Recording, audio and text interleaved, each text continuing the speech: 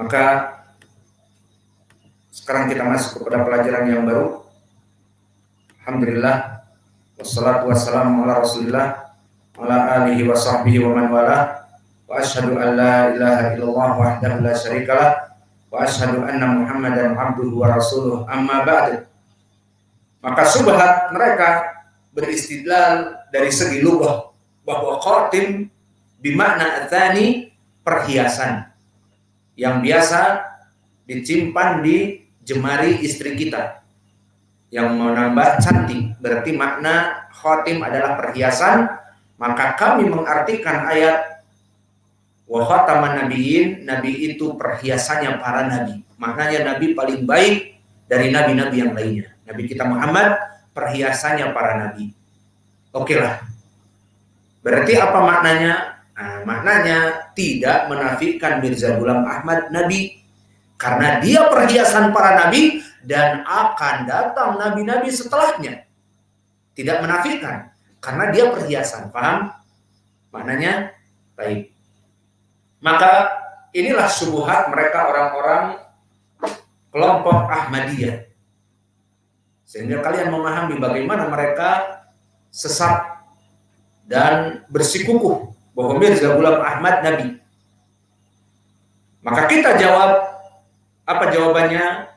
Kita memahami Al-Quran sesuai pemahaman as-salafus saleh. Beristidlal Al-Quran dari Al-Quran, Al-Quran ditafsirkan dengan hadis dan sebagainya. Maka Al-Quran dari ayat ini wa khataman nabiyyin tidak bisa diseret kepada hanya sekedar makna lugawi. Makna lugawi khatim itu ada dua, penutup dari segala sesuatu dan itu yang kita inginkan, dan yang kedua perhiasan. Maka makna dari ayat ini wa khataman nabiyyin la syakka wa la raiba bagi pendapat ahlu sunnah ijma, menurut ahlu sunnah adalah al-khatim huna gita an syai'in, bahwa dia khatim kulla syai'in, penutup dari segala yang sebelumnya. Maka mana pendalilannya? Ditafsirkan ayat ini oleh hadis-hadis yang sahih, di antaranya hadis yang muttafaqun alaih dari Abi Hurairah, bahwa Nabi Muhammad sallallahu alaihi wa ala alihi wasallam bersabda, "Inna mathali wa mathalal anbiya min qabli kamathali rajulin bana baitan fa ahsanahu wa ajmalahu illa maudi labnah." Maka permintaan aku dengan para nabi-nabi yang sebelumku seperti orang yang membangun rumah. Orang ini membangun rumah dalam keadaan sangat baik dan indah. Namun sayang tinggal satu. Satu apa? Satu labnah. Labnah itu adalah satu bata, seperti batako yang kita ada. Satu bata yang jika disimpan di pojok yang bolong tadi, maka akan sempurna. Rumah ini menjadi sangat indah. Faja'ala nasu yatufuna bihi wa ya'jibuna lahu. Maka semua orang akan melihat rumah tadi yang masih bolong. Oh, jika seandainya sisa batu tadi disimpankan di tempat yang bolong itu, maka akan sempurna rumah ini. Maka dikatakan hala wudi'at hadhihi labna qala fa ana alabna wa ana khatimun nabiyyin. Maka maknanya, oh jika seandainya batu terakhir itu disimpankan di tempat yang bolong tadi, akan sempurna rumah ini. Maka dikatakan oleh Nabi, dan aku adalah akhir dari bata tadi yang menyempurnakan rumah nubuat, wa ana khatimun nabiyyin, dan aku adalah penutup dari seluruh para nabi. Paham maknanya? Berarti maknanya perhiasan atau maknanya penutup segala sesuatu, penutup. Dan di lafaz Muslim, kalau tadi lafaz Bukhari, di lafaz Muslim lebih jelas lagi. Dari Abu Hurairah juga disebutkan illa maudi alabna fayaqul ala wadaqta hauna labna fayatimma bunyanuk. Oh, jika seandainya kamu simpan batu terakhir ini, maka akan sempurna pembangunan rumah kamu ini.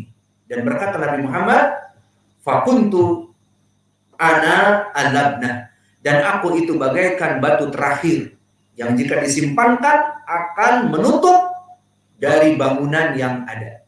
Paham? Maknanya jelas apa tidak? Inilah dari makna Al-Quran bahwa Nabi adalah penutupnya para nabi. Kemudian datang juga dengan lafaz yang lain dan makna yang lain, yang maknanya juga sama penutup para nabi, dengan lafaz yang lain yang hadis ini muttafaqun alaih juga. Diriwayatkan oleh Sa'ad bin Abi Waqqas. Khalafa Rasulullah SAW Aliyah ibn Abi Thalib fi ghazwati Tabuk, bahwa Nabi di saat perang Tabuk dia memerintahkan kepada Ali untuk duduk di Madinah, menjadi penjaga di Madinah. Menjaga siapa? Anak-anak dan istrinya dan istri Nabi dan sebagainya. Maka berkata Ali, ya Rasulullah, tukhallifuni fin nisa wasibyan. Ya Rasulullah, engkau memerintahkan aku untuk tinggal di Madinah menjaga anak-anak dan perempuan. Faqala amatardo antakuna minni bimanzilati Harun min Musa. Apakah kamu tidak ridho dengan perkara seperti ini? Maknanya seperti dulu di saat Musa alaihissalam dipanggil oleh Allah 40 malam, maka dia menjadikan Harun menjaga keluarganya dan dia pergi menemui Allah. Maka apakah kamu tidak ridho? Kamu ini bagaikan Harun. Kamu itu seperti Nabi Harun dengan Musa. Di saat Musa meninggalkan keluarganya untuk memenuhi perintah Allah, dan begitu pun di sini Nabi Muhammad berperang di perang Tabuk, memenuhi perintah Allah dan menjadikan Ali menjaga keluarganya seperti Harun. Lihat, di sini Nabi merekenkan, memisalkan dia itu seperti Nabi Harun. Paham? Kemudian berkata bahwa engkau itu wahai Ali tidak ridho dengan ini, seperti dulu Musa memerintahkan Harun untuk menjaga keluarganya. Maknanya tidak mau kamu seperti para nabi, Nabi Harun. Maknanya seperti itu. Ghairu annahu la nabiyya ba'di. Namun sayangnya tidak boleh ada nabi setelah aku. Jelas apa tidak? Nabi ingin menjadikan bahwa Ali itu bimanzilati Harun, namun karena tidak boleh ada nabi lagi, maka kamu tidak sama seperti Harun nabi. Itu maknanya. Maka di sini pun menafikan kepada Ali tidak bisa seperti Harun karena la nabiyya ba'di, tidak ada nabi setelahku. Maka inilah pendalilan-pendalilan yang jelas bahwa Nabi Muhammad adalah akhir dari para nabi. Sehingga pentakwilan Ahmadiyah, makna khatim adalah perhiasan, ini tidak benar. Tidak mengikuti pemahaman as-salafus saleh, dan itulah pekerjaan kelompok ahlul bid'ah. Mengambil ayat, diseret-seret maknanya, mencari dari makna lugawi, dari makna syair Arab, ataupun ada ayat-ayat yang mutasyabih. Maka mereka bermain-main dengan ayat al-mutasyabihat. Seperti Allah berfirmankan di surat Al-Imran. Wa amal ladina fi qulubihim zaygun fayattabi'una ma tashabaha min ibtigha'al fitnah wa ibtigha'at ta'wili. Adapun mereka yang ada di hatinya sesuatu dari kelompok ahlul bid'ah, mereka akan mencari dari ayat menjadikan fitnah. Seperti tadi, wa khataman nabiyyin ahlus sunnah al-muslimun, semuanya mentafsirkan ayat la nabiyya ba'di. Ditafsirkan oleh mereka Nabi Muhammad bukan penutup para nabi, tetapi khatimun nabi adalah perhiasannya para nabi. Nabi yang paling baik. Tapi tidak menafikan Mirza Ghulam Ahmad juga nabi. Itu pemahaman mereka. Maka alhamdulillah telah kita bantah dari kelompok Ahmadiyah. Kemudian kita masuk kepada matan yang setelahnya. Wa kullu ummatin ba'athahullah ilaihim rasulan min Nuhin ila Muhammad ya'muruhum bi ibadatillah wahdahu wa yanhahum an ibadati taghut. Bahwa seluruh para nabi dan rasul yang diutus mulai dari siapa tadi? Nuh alaihissalam sampai siapa? Mirza Ghulam Ahmad. Iya. Tidak, sampai Nabi Muhammad. Semuanya mereka diutus kepada umatnya dan kepada manusia seluruhnya untuk membawa apa? Bendera tauhid, menegakkan tauhid, ibadah hanya kepada Allah, wa'budullah wa la tusyriku bihi syai'a. Dan menjauhi tagut, menjauhi peribadatan kepada tagut. Mana dalilnya? Disebutkan oleh penulis di dalam matan dalil dari Al-Qur'an, walaqad ba'atsna fi kulli ummatin rasulan an ya'budullah wajtanibut tagut. Maka pasti kami telah mengutus fi kulli ummatin, dalam setiap kaum itu, rasulan, sebagai penyeru. Untuk apa rasul ini? Membawa dua perkara. Perkara yang pertama, an ya'budullah, menyembah hanya kepada Allah secara tauhid. He is the one and only. Allah itu adalah satu-satunya yang disembah. Dan yang kedua, wajtanibut tagut, menjauhi kesyirikan. Maka dari fakrah alinea yang disebutkan di dalam matan ini, kita bisa mengambil dua perkara. Perkara yang pertama, ibadatut tauhid lillahi wahdah. Dan yang kedua, istinab minasyirk wa ahli. Bahwa kulul anbiya yang diutus kepada berbagai negeri dan berbagai kurun dan berbagai umat membawa dua perkara: menegakkan tauhid dan menghancurkan kesyirikan dan ahli syirik. Dan mereka adalah para rasul, semuanya membawa risalah yang satu. Maka begitu pun di dalam ayat yang lain yang semakna dengan ayat yang disebutkan oleh penulis. Di dalam surat Al-Anbiya maknanya sama. Allah berfirman, "Wa ma arsalna min qablika mir rasulin ila nuhi ilaihi annahu la ilaha illa ana fa'budun." Wa ma arsalna min qablika mir rasulin, maka tidaklah kami mengutus rasul-rasul sebelum kamu wahai Muhammad, illa nuhi ilaihi, kecuali kami wahyukan kepada dia itu annahu la ilaha illa ana fa'budun, tidak ada sembahan yang hak kecuali aku, maka sembahlah semuanya kepada Allah saja. Maka oleh sebab itu jika kita rujuk, kalau tadi ayat bersifat umum dari dua ayat, walaqad ba'atsna fi kulli ummatin rasulan an ibudullah wajtanibut tagut, bersifat umum. Dan juga wa ma arsalna min qablika mir rasulin ila nuhi ilaihi annahu la ilaha illa ana fa'budun, bersifat umum. Maka di sana ada ayat-ayat secara tafsir menceritakan bagaimana para nabi mengajak tauhid kepada umat mereka. Seperti yang pertama, rasul siapa? Nuh.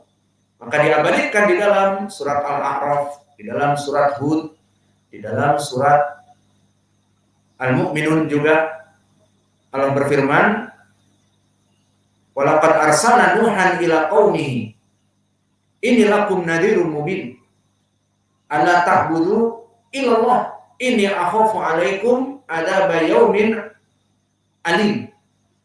Yang maknanya kami telah mengutus kepada Nuh, kami telah mengutus Nuh ila qaumihi, kepada kaumnya, dan berkata, inilakum nadhirun mubin, aku ini adalah bagi kalian seorang penyeru.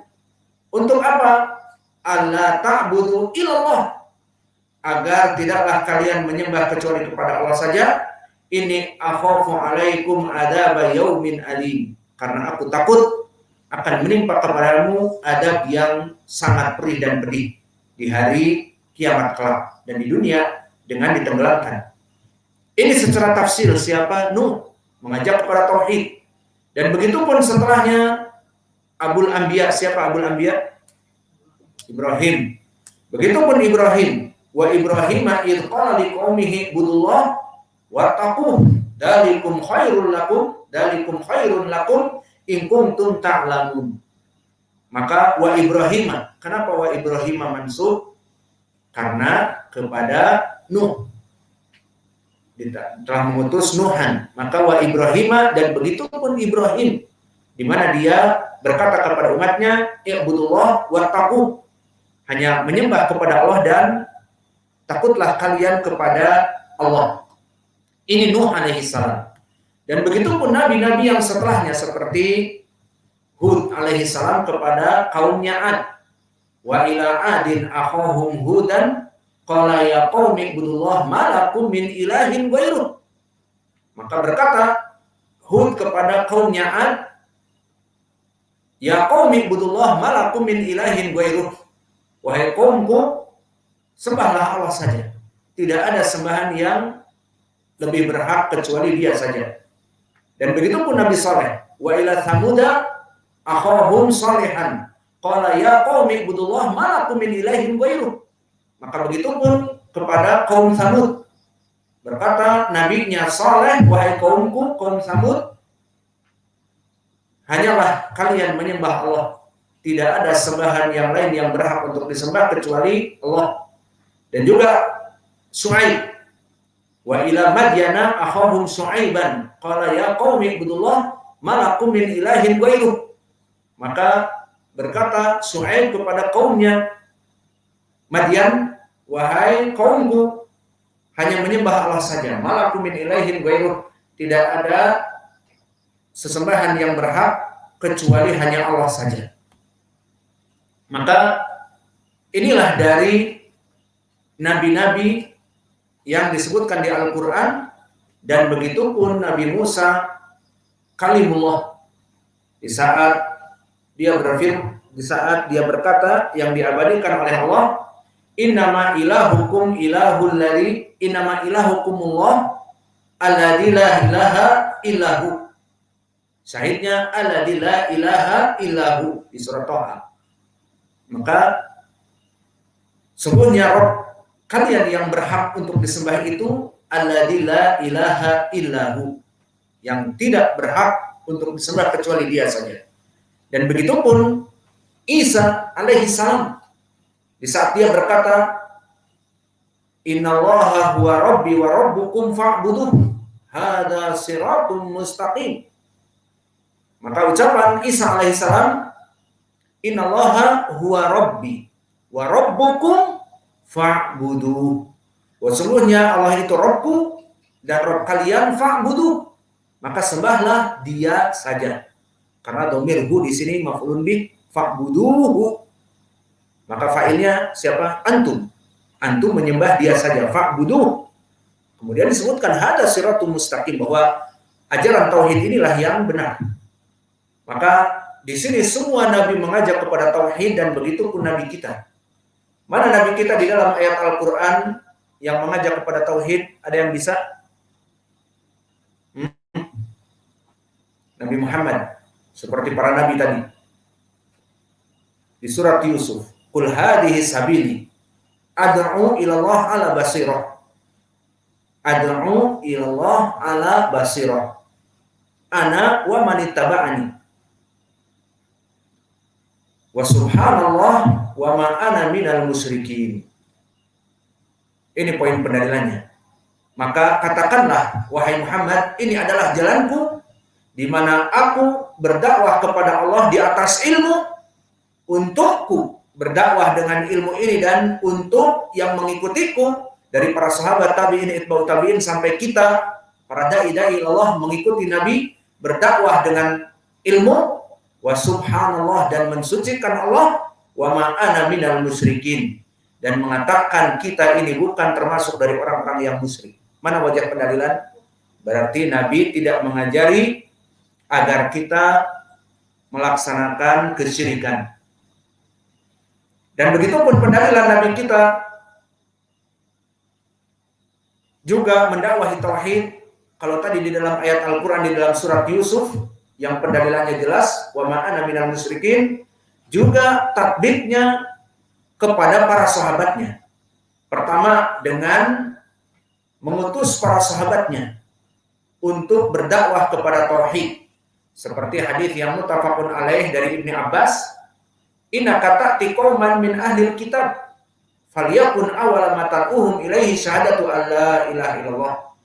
Dan di riwayat ila an yuwahhidullah, bahwa di saat Ibnu Abbas diutus untuk pergi ke Yaman, Maka nasihat Nabi agar melaksanakan dakwah tauhid first. Didahulukan tauhid dari fikih yang lainnya. Dijadikan kamu akan mendatangi ahli kitab, faltakun awwala ma tad'uhum ilaihim syahadatu alla ilaha illallah. Mengucapkan syahadat la ilaha illallah. Diriwayat ila an yuwahhidullah. Kamu mentauhidkan Allah. Setelah itu kemudian mereka diajari melaksanakan sholat, membayar zakat dan sebagainya. Maka syahidnya adalah Nabi mengajari para sahabatnya untuk berdakwah kepada tauhid. Dan begitu pun di dalam hadis yang muttafaqun alaih dari Sahal bin Sa'ad tentang kisah pengutusan Ali yang akan menghancurkan Khaybar, benteng Yahudi yang sudah beberapa waktu tidak bisa dihancurkan. Maka di hadis Sahal bin Sa'ad, Nabi mengutus Ali yang pada saat itu sedang dalam keadaan ramad, sakit mata. Maka yang jadi syahid lebih kuat adalah periwayatan dari Abi Hurairah yang maknanya hampir sama. Di riwayat Abu Hurairah bahwa fi yaumi Khaybar Nabi mengatakan la atiyana hadhihi rayah rajulan yuhibbullah wa rasulah yaftahullah ala yadayhi, bahwa di hari Khaybar nanti aku akan memberikan rayah. Rayah itu adalah bendera yang dibawa oleh pemimpin perang, yang mana dia itu yuhibbullah wa rasulah. Dia itu mencintai Allah dan Rasulnya. Dan Allah akan membukakan Khaybar jatuh dari tangannya. Maka semua orang berharap bahwa besok akan diberikan kepada dirinya. Kemudian semua orang sudah berkumpul di keesokan harinya. Kemudian Nabi mengatakan, mana Ali?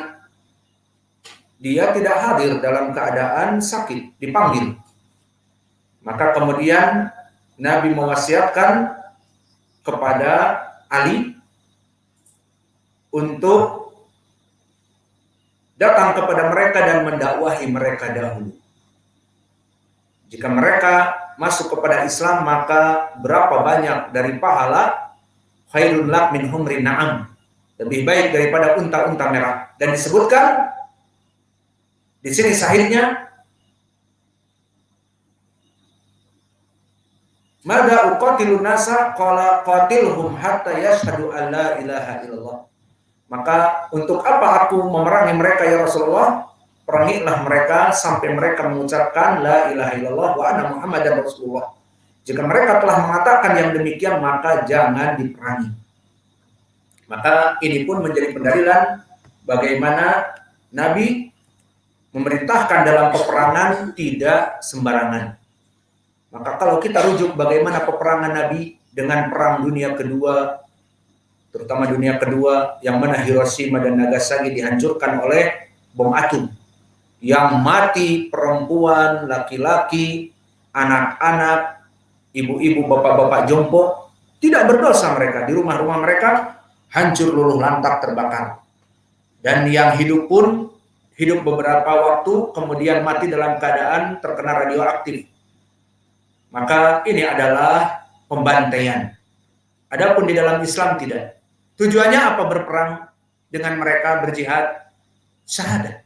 La ilaha illallah wa anna muhammadan rasulullah. Jika mereka tidak jadi perang, kami masuk kepada Islam, ahlan wa sahlan, kalian saudara kami. Seperti itu. Tapi jika tetap tidak mau mengakui Nabi Muhammad Rasulullah dan tidak mau beribadah kecuali kalian, wahai orang-orang Yahudi Khaybar, mengatakan Uzair ibnullah, maka kita perangi. Itulah dari hakikat dakwah Nabi. Maka oleh sebab itu, dulu Nabi pun menjadi pendalilan bahwa bagaimana dakwah Nabi itu juga mengajak kepada tauhid selain di dalam ayat Al-Quran juga. Dulu di saat Nabi menyuruh membaiat, maka tidaklah membaiat kecuali dengan tauhid. Seperti hadis yang muttafaqun alaih dari Ubadah bin Samit, berkata Ubadah bin Samit, Nabi membaiat kami. Dikatakan oleh Nabi, tubayi'unani, ataupun tubayyi'uni ala alla tusriku billahi syai'a wala taznu wala tusriku wala tasriku wala taqtulu an-nafsa allati haramallah. Maka di dalam hadis Ubadah jelas bahwa Nabi membaiat aku dan membaiat kami kaum muslimin semuanya untuk melaksanakan tauhid, ala tusriku billahi syai'a, tidak melaksanakan kesyirikan kepada Allah dalam sesembahannya, dan tidak melaksanakan zina dan tidak mencuri. Maka ini pun menjadi pendalilan bagaimana dakwah tauhid dari Nabi Muhammad. Dan yang paling jelas, Nabi berjihad sekitar 19 ataupun lebih dari peperangan Nabi. Tujuannya untuk apa? Untuk menegakkan tauhid dan menghancurkan kesyirikan, sesuai hadis yang muttafaqun alaih dari Ibnu Umar, umirtu an uqatilan nas hatta yashhadu an la ilaha illallah wa anna muhammadan rasulullah fa in aqamu dzalik fa asamu minni dima'ahum wa amwalahum wa hisabuhum Allah. Maka di dalam hadis ini pun jelas bahwa Nabi Muhammad di dalam peperangannya yang lebih dari 19 kali berjihad di medan tempur, lebih dari 19 kali. Maka Nabi tujuannya untuk menegakkan kalimat tauhid ini. Maka ini menjadi pendalilan dari Al-Quran tadi, ud'u ila sabili rabbika, di dalam surat Yusuf, dan juga di dalam hadis-hadis yang lain, kul hadhihi sabili ad'u ilallah ala basirah ana wa man ittaba'ani wa subhanallah wa man ana minal musyrikin. Ini pendalilan Nabi di Al-Quran dan juga didukung dengan hadis-hadis yang lain. Maka seluruh para nabi mulai dari Nuh sampai akhir Muhammad sallallahu alaihi wa ala alihi wasallam semuanya membawa dakwah tauhid. Maka dengan ini kita cukupkan kajian kita. Wa naktafi lahuna wa jazakumullahu khairan wa barakallahu fi ilmikum subhanallah.